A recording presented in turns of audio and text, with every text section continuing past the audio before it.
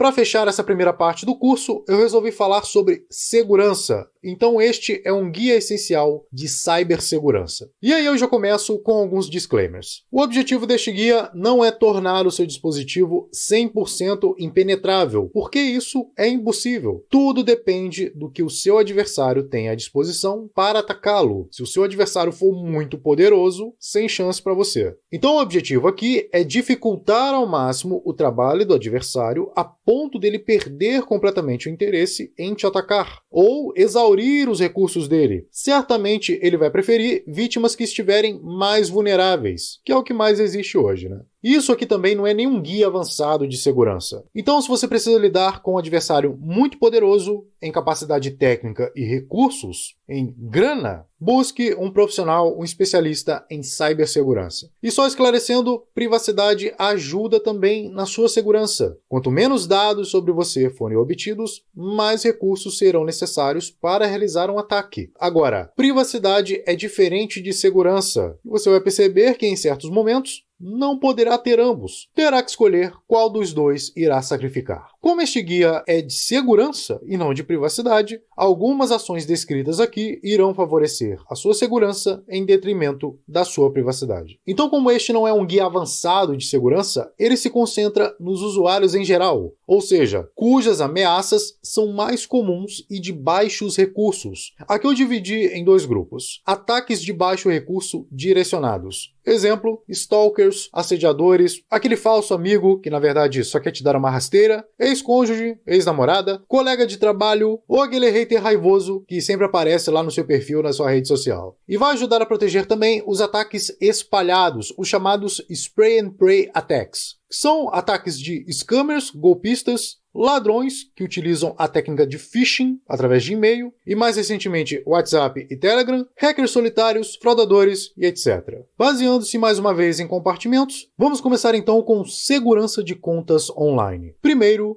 nunca clique em links e arquivos desconhecidos, seja ele recebido por e-mail ou por mensageiros. Por incrível que pareça, essa é ainda hoje a principal porta de entrada para a maior parte dos cyberataques. E funciona mais ou menos assim. Primeiro, começa com o reconhecimento. O atacante reúne informações sobre a vítima, como endereço de e-mail, telefone e etc. Depois, ele começa o chamado armamento. Ele começa a se preparar para o ataque. Exemplo, modificando um arquivo de PDF. Em seguida, vem a entrega. O presente grego para os troianos. Um arquivo armado, carregado com código malicioso, ou uma URL que vai te levar para o mesmo arquivo malicioso. Por exemplo, um atacante sabe que você faz esse curso, então ele vai na internet e busca pelo seu e-mail, que convenhamos é algo que ninguém se preocupa em deixar visível ao público. E aí ele cria um e-mail muito parecido com o meu, mudando ou acrescentando uma única letrinha e manda para você um PDF e diz que é a minha apresentação, que é a apresentação desse curso. Ele pode inclusive fingir que é aluno, me mandar um e-mail para pegar a minha assinatura quando eu respondê-lo e te mandar um e-mail quase idêntico ao meu. Então pronto, aí está uma isca e se você não tiver cuidado, você irá cair nela. Isso corresponde a praticamente 50% do ataque, engenharia social. A capacidade de convencê-lo a clicar naquele link, a clicar naquele arquivo. Uma vez que você caiu na isca, é muito difícil você se livrar dela. Porque é aí que começa o quarto passo, exploração. O arquivo malicioso que você baixou para sua máquina começa a analisar vulnerabilidades no seu sistema, preparando o caminho para o passo 5, instalação de um malware. Ele encontra a brecha no seu sistema e vai lá e remotamente instala um malware no seu dispositivo. E aí você já não tem mais controle nenhum. Depois ele começa a fazer comandos no seu sistema para manipular remotamente qualquer aplicação, seja ela de sistema ou não, interface de usuário, tudo isso passa a ser controlado pelo atacante e então, finalmente, ele está pronto para a ação e os seus objetivos. Seja ele roubar seus dados, acessar e roubar a sua conta bancária, por exemplo, criptografar e bloquear o seu acesso aos seus próprios dados, exigindo um pagamento para resgate, é o que acontece com os ransomwares, ou mesmo só para te ferrar, deletar todos os dados. Exclusão completa do sistema operacional de tudo. Então tudo isso começa com um pequeno vacilo seu. clicar no link sem checar a fonte. E mesmo que o remetente seja alguém conhecido, desconfie. Ligue, confirme para ver se realmente ele te mandou aquele anexo, fale com ele presencialmente, enfim, desconfie sempre. Agora eu peço que você observe essas duas páginas de banco aqui. Você consegue notar a diferença? As páginas em si são idênticas, no entanto, olha os endereços. Pois é, isso passa desapercebido por muita gente. Quando isso acontece, a pessoa digita as credenciais lá na página, o ladrão do outro lado digita essas credenciais na página legítima do banco e limpa a conta, saca tudo. Mas Anderson, hoje em dia tem aplicativos, ninguém mais precisa se preocupar com isso. Tudo bem, mas lembre-se, aplicativos minam a sua privacidade. Isso vale para você que utiliza Web App. Ao usar o Web App, você ganha muito em privacidade, no entanto, você perde um pouco em segurança. Daí vem essa dica, salve o endereço dos sites que você mais acessa nos favoritos do seu navegador. Inclusive, por conveniência, a gente costuma acessar essas páginas através de buscadores.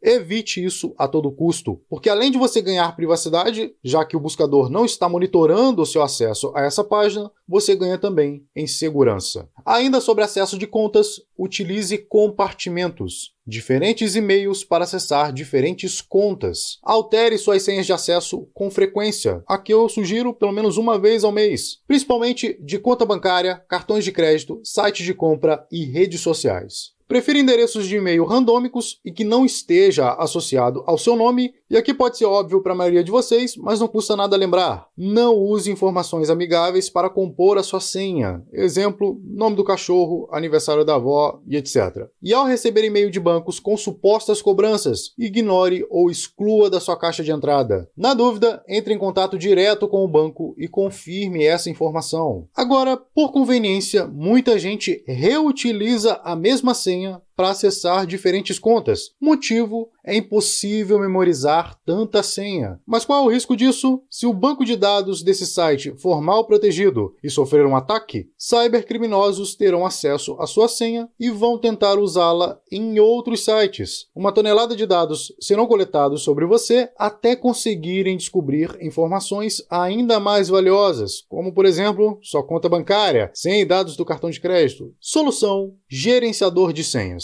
Gerenciadores de senha, além de conseguirem maior entropia na criação de senhas, eles fazem o que a maioria de nós não consegue fazer: armazenar as senhas em um lugar seguro e principalmente lembrar delas quando necessário. As duas opções mais seguras, pelo fato de serem código aberto, é claro, Bitwarden para usuários iniciantes e KeePassXC, XC, se preferir. A diferença entre ambos é que o Bitwarden armazena suas senhas em um servidor externo ou no seu próprio servidor, e o KeePass armazena localmente no seu dispositivo. Obviamente, ambos têm suas vantagens e desvantagens. O Bitwarden, por exemplo, você não precisa se preocupar com o seu dispositivo ser perdido ou roubado. Em contrapartida, você vai ter que confiar em um terceiro, caso você não tenha o seu próprio servidor, algo que não acontece se você utilizar o KeePass. Ambos são gratuitos e com versão para mobile, desktop, iMac e no caso do Bitwarden, para mais conveniência, tem também a versão para navegadores. E fechando a parte de segurança em contas, use 2FA, autenticação de 2 fatores, em todas as suas contas, porque caso a sua senha seja descoberta, caso o banco de dados do site seja hackeado, o atacante ainda vai precisar de um código extra para acessar a sua conta. Mas não é um código comum, estacionário, é um código que muda geralmente entre 30 a 60 segundos, que é o chamado código baseado em tempo, ou TOTP. Você pode obter um 2FA através de aplicativos para smartphones, ou seja, esse código ficará armazenado em seu dispositivo móvel. Por isso é importante você fazer um backup desses códigos, ou então, se você preferir, basta utilizar token de segurança USB, que é um 2FA gerado em um hardware dedicado. Se você optar por aplicativos, eu indico aqui o AngelOTP para Android ou FreeOTP para iOS. Ou, caso você prefira a versão em hardware, eu indico aqui o YubiKey ou NitroKey. E duas observações: não use 2FA por SMS, porque é considerado inseguro. E não utilize Google Authenticator e outras aplicações de código fechado, principalmente vindo das Big Techs. Próximo componente de segurança: dados e backup. A melhor forma de proteger seus dados em seu dispositivo local é criptografando o seu dispositivo. Se for um smartphone ou iPhone, busque nas configurações por codificar telefone ou criptografar smartphone. Basta criar uma senha forte e o sistema irá encriptar o seu dispositivo. Para o Windows, Linux ou iMac, use o VeraCrypt. É um software de criptografia de disco gratuito e de código aberto com ótimos recursos. Agora, algumas observações. Criptografar o seu dispositivo só protege seus dados contra acesso físico. Ele não protege seu dispositivo em caso de vírus e malwares. E ele só será útil, é claro, se o dispositivo estiver bloqueado ou completamente desligado. Ainda assim, mesmo encriptando seu dispositivo ou disco, uma análise forense pode ignorar a criptografia e coletar ainda muita informação residual sobre você. Nesse caso, há a opção de apagar os dados remotamente. Em iOS ou Android, basta ativar a opção Encontre meu dispositivo e Limpar dispositivo. E perceba que, nesse caso, você teve que abrir mão da sua privacidade para ter segurança. Duas observações: isso não apaga os dados armazenados em um cartão de memória externo, em um SD.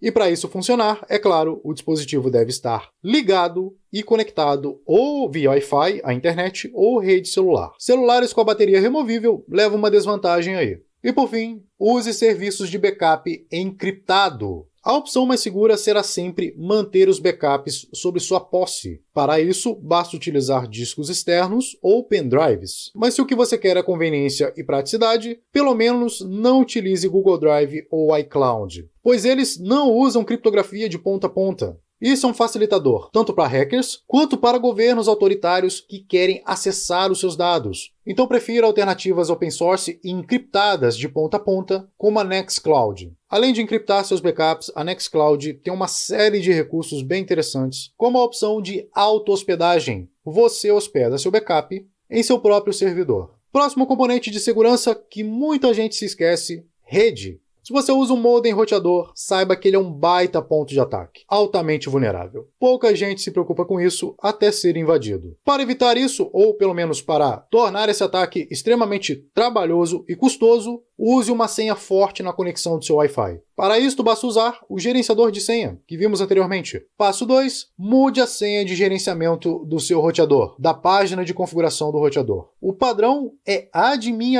admin usuário e admin senha. Ao acessar essa página, o atacante pode desde coletar a sua senha e utilizar a sua internet, a sua banda de rede, ao monitoramento total do seu tráfego de dados. Passo 3. Selecione a criptografia de conexão do tipo WPA, WPA2, que é pelo menos um padrão mais forte de criptografia. E se você quiser ainda mais segurança, use filtragem por MAC. MAC é o endereço único do seu dispositivo. Você cadastra esse endereço exclusivo do seu dispositivo que você quer conectar à internet na lista do seu modem e apenas ele poderá se conectar à rede. Então você pode criar uma lista com os dispositivos que você está acostumado a se conectar à internet e só eles poderão se conectar. Qualquer outro dispositivo que não estiver nessa lista não poderá acessar a sua rede. Mesmo com todo esse cuidado, um atacante ainda pode invadir o firmware do roteador. Firmware é como se fosse um sistema operacional do roteador. Alguns modelos de roteador já fazem a atualização do firmware automaticamente. Se não for o seu caso, busque um roteador que tenha essa opção, mude o seu roteador, ou então basta acessar a página de gerenciamento do roteador e buscar por Firmware Upgrade e execute a atualização. E finalizando a parte de rede, evite redes inseguras. Evite se conectar a Wi-Fi públicos, a não ser, é claro, que seja uma emergência, que se não tiver outra opção, se conecte então utilizando uma VPN ou através da rede Tor usando o Tor Browser. Desabilite o NFC e Bluetooth porque hackers podem invadir facilmente seu dispositivo através dessas redes, já que elas são comprovadamente inseguras. E por fim, se você quiser ainda mais proteção, abrindo mão, é claro, da sua comodidade, você pode recorrer ao método paranoico.